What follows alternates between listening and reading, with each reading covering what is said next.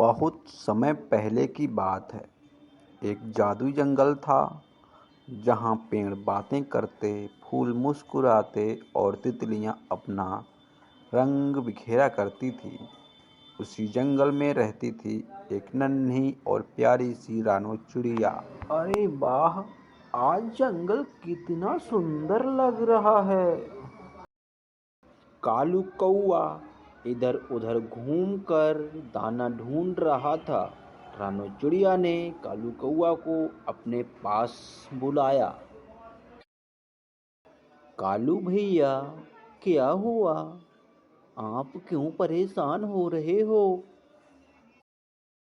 क्या करूं रानू बहन, भूख इतनी तेज लगी है, मुझसे उड़ा भी नहीं जा रहा। कालू भैया, मेरे पास कुछ अनाज है, आप उसे खा लो, फिर हम दोनों अनाज लेने चलेंगे। भूखा कालू कौआ अनाज खा लेता है। अब जाकर थोड़ी भूख शांत हुई। सुबह से भूख के कारण पेट में जलन हो रही थी। कालू कौआ और रानो चिड़िया दोनों साथ साथ जंगल से दाना लेने चले जाते हैं। रास्ते में उन्हें जमीन पर कुछ छोटे छोटे पौधे नजर आते हैं। अरे कालू भैया, ये किस चीज़ के पौधे हैं? इन पर तो कोई फल भी नहीं है। रानो बहन, ऐसा लगता है यह कोई जड़ी बूटी के पौधे हैं। हो सकता है इनसे कोई दवाई बनाई जाती हो। सच कहा कालू भैया, क्यों ना हम एक पौधा अपने साथ लेकर चलें। और फिर कालू कौआ वहां से एक पौधे को उखाड़ लेता है। अरे, इन पेड़ों की जड़ों में तो ये छोटे छोटे फल दिख रहे हैं, क्या हम इन्हें खा सकते हैं?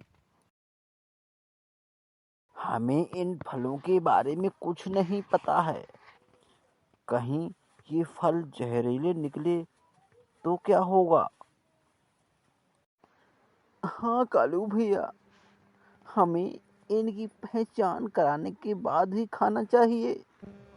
फिर वे दोनों मिट्ठू तोता के घर चले जाते हैं।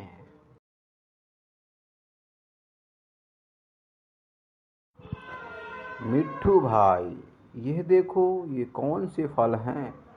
क्या हम इन्हें खा सकते हैं? अरे, यह तो मूंगफली का पौधा है। आजकल यह इतनी आसानी से कहाँ मिलता है। मुझे किसी तरह इनसे इस पौधे को हासिल करना होगा। अरे मिट्ठू भैया, आपकी सोच में पड़ गए? नहीं, कुछ नहीं रानू चिड़िया। वो मैं सोच रहा था कि इस दवाई को मैं कितने दिनों से ढूंढ रहा था, पर मुझे तो ये कहीं नहीं मिली। यह बहुत ही जहरीली दवाई होती है। इससे हमेशा जहरीले पदार्थ ही बनाए जाते हैं। क्या कहा? जहरीली दवाई? अच्छा हुआ हमने इसे नहीं खाया, वरना पता नहीं हमारा क्या हाल होता। मिट्ठू भैया, अगर ये दवाई आपके काम की है तो आप ही इसे रख लो। मैं और कालू जंगल से अनाज लेने जा रहे हैं। रानो चिड़िया और कालू कौआ दोनों अनाज खोजने जंगल की ओर चले जाते हैं। वाह मिट्ठू, क्या दिमाग लगाया! कितनी आसानी से इन दोनों को उल्लू बना दिया। अरे रानो बहन, आजकल मिट्ठू तोता जंगल में दिखाई नहीं दे रहा और ना ही दाना लेने आ रहा है। सच कहा कालू भैया, मैंने भी कुछ दिनों से मिट्ठू को नहीं देखा। कहीं उसे हमारे ले जाए हुए उस जहरीले पौधे से कुछ हो तो नहीं गया? चलो उसके घर चलकर देखते हैं। दोनों मिट्ठू तोता को देखने उसके घर चले जाते हैं। मिट्ठू तोता बैठा बैठा मूंगफली खा रहा था। यह देख रानू चिड़िया और कालू कौआ हैरान रह जाते हैं। इसका मतलब तुमने हमें बेवकूफ़ बनाया। यह जहरीले नहीं, कोई खाने वाले फल हैं। आ, आ, आ, आ, आ, आ, आ, आप लोग? मिट्ठू भैया,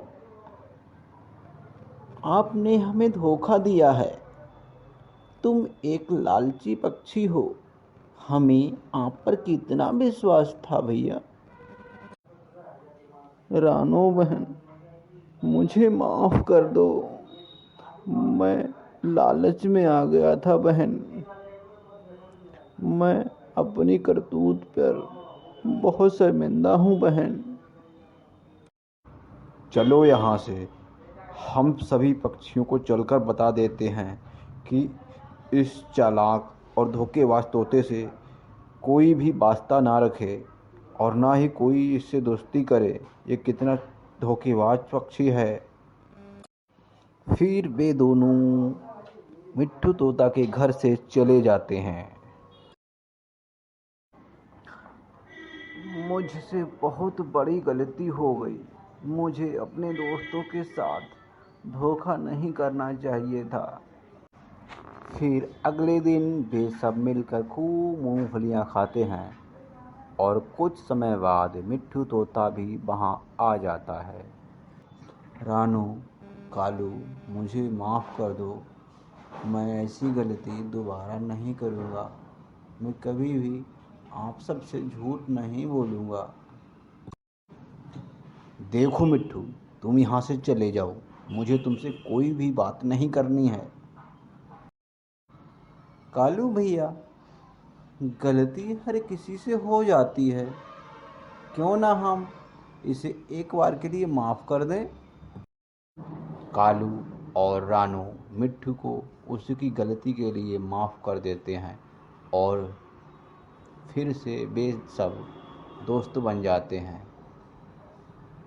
तो बच्चों, हमें कभी भी अपने किसी दोस्त को धोखा नहीं देना चाहिए और ना ही कभी भी झूठ बोलना चाहिए।